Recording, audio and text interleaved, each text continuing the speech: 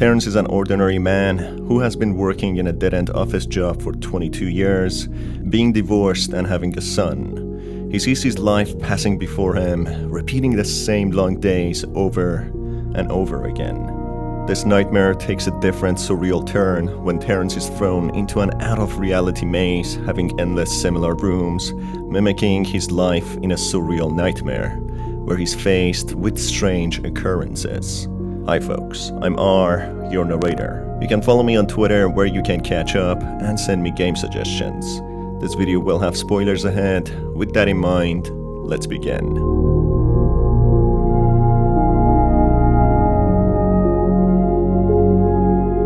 Terrence has yet again stayed late, over at work, working on a new account.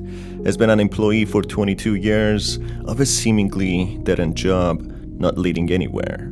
On his way back home, going down to the reception area of the building using the elevator, he has a short encounter with the building security guard, whom he seemed to be well acquainted with from before. As Terrence leaves the building to the empty metropolitan roads at night, infested with high-rise buildings, he gets approached by a stranger lacking any social cues who tells him about the world coming to an end. Terrence then heads to the subway to catch a train back home. While in the train, he gets approached by a girl who asks him if the train is heading to 59th Street. After Terrence answers positively, the girl opens up that she just moved to the city from a small town, chasing fame, adventure, and fortune, but instead, just barely managing to survive in the city now. The conversation then becomes more personal when the girl asks Terrence if he has a wife waiting for him, to which he responds that he used to. But as he spent late nights in the office, it led to his relationship drifting apart. The stranger seemingly starts flirting with Terrence and teasing him, asking if he was cheating with secretaries, which Terrence doesn't seem to catch up and dismisses by answering that he had his head in the paperwork. He then arrives at his stop when he says goodbye to the girl, who seems to be a little disappointed that he is leaving. As he gets off the train, he talks under his breath to how pathetic he's become, not being able to even ask for her number. But he then justifies it for himself that she was just half his age, and it just wouldn't be right. As Terrence walks towards the exit, he suddenly drops through the floor, finding himself in a corridor with yellow-stained walls and buzzing fluorescent lights. Terrence, confused to what he's witnessing, thinks if he's hallucinating or having a stroke. He smells a horrible wet carpet stench and shouts for help if anyone can hear him. Hearing no response, he continues to walk through the corridors. Walking for some time through the maze-like never-ending bizarre corridors, he asks if the girl he spoke to on the train somehow drugged him or somehow is involved in this. He then considers the other stranger he had an encounter with, the homeless guy who told him that the end is near, when suddenly he witnesses dried blood splatter on a wall. Horrified to this finding, he tries his best to stay calm and find a way out. He then finds more blood in another corridor, on the moist carpet, thinking that this might be a blood trail. After a short while, he finds a creepy mask on a wall. He tries to take it off, but notices that it's securely stuck on the wall. He decides to find an item to pry it off when he finds a screwdriver. Meanwhile, he gets a strange feeling that someone or some people might be observing him, creating such rooms to play sadistic and sick games on unaware people. As he uses the screwdriver and pries the mask off, a black hole appears behind the mask. As he tries to investigate, he puts his face into the hole to see what he can find. He witnesses a police officer standing alone in the dark, facing his back to the hole. At first, Terrence is relieved that he could get some help finally, but his sense of relief soon turns into concern as the officer doesn't react to Terrence's calls. Paying closer attention, he witnesses in horror that the officer is dead and he's been drained of all of his blood, with his eyes gouged out.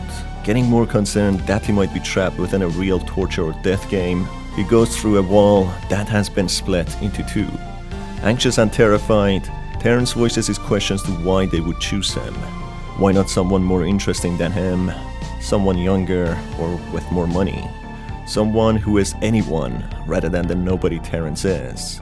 He tries to stay optimistic and reassures himself that his son will probably report him missing shortly, and the cameras in the subway must have recorded the incident. Having all these thoughts in the lonely hallways and corridors, Terrence reaches a strange diagonal gap in one of the walls.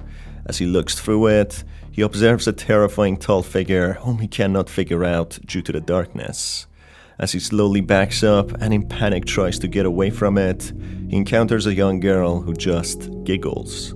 Terrence tries to speak calmly with the girl and not terrify her, but due to the severe stress he's under, he loses his patience when the girl doesn't answer his questions. He recollects himself and asks the girl about how to leave this place when the girl just runs away, but informs Terrence that the Batman is coming and he should hide, and that she will find him and help him escape as she knows the way out. Terrence in fear walks through more corridors to evade this unseen Batman, maybe the tall figure or maybe the sadistic people behind this strange game. After a while of running, he loses his energy and finds a place to rest. As he goes through different possibilities of what this place is and how to escape while on the moist, uncomfortable carpet, he feels a strange sense of familiarity that he's been in this place before, something that he can bet on. He also considers breaking through the walls but admits it would be impossible as they're some of the strongest walls he's ever encountered, as if they're fully reinforced by metal or steel. He then slowly dozes off and finds himself in a strange dream. He's a child again, attending his cousin's funeral. His family is there, with his mother asking him to find his brother, Malcolm. After finding Malcolm, he insists on playing a game of hide-and-seek with Terrence, to which he reluctantly accepts. They go to some different backrooms within the building, which have identical halls and corridors to the strange maze-like building he's trapped in now. This explains why he had the strange sense of familiarity. The maze-like building is like a massive replica of the funeral home he was in. But who could have built it this way? How did they know? Were they stalking and watching Terrence since he was a kid? As Terrence hides in his dream, waiting for Malcolm to find him, time passes on and he grows impatient and scared. He decides to head back to his family in fear, going room to room and corridors to corridors, being unsuccessful. Feeling as if he's lost and starting to feel more scared, a tall figure ambushes him, which causes him to jump out of sleep in fear after shouting from the top of his lungs. Day 2 commences, and in Terrence's despair, he finds himself back where he rested.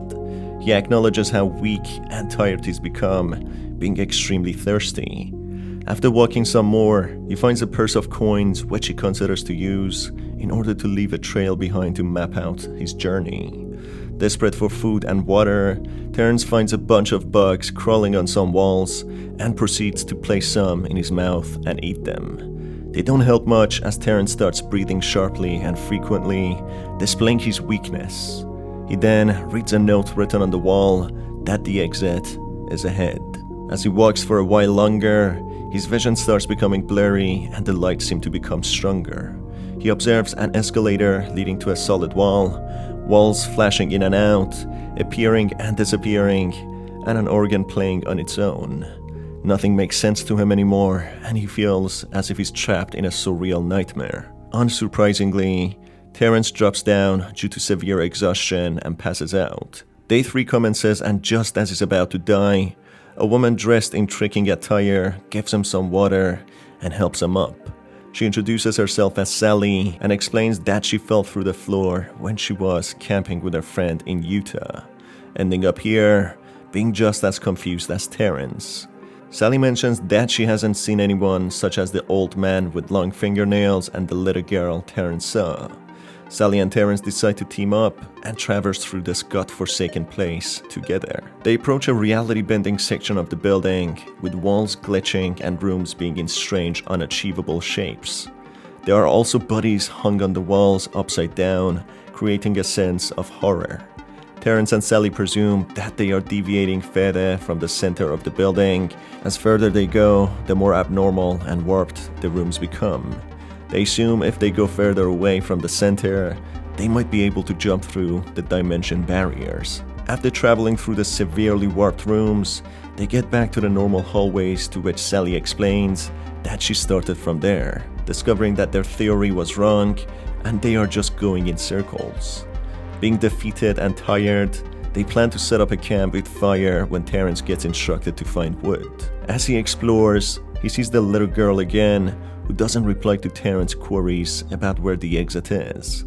As Terrence loses his cool and tries to grab the girl so she could join their group, she runs and shouts "Daddy," saying that she will tell her daddy about this. Terrence heads back and joins Sally, who get to know each other a little more. After some time, they decide to rest and regain their energy for the day after.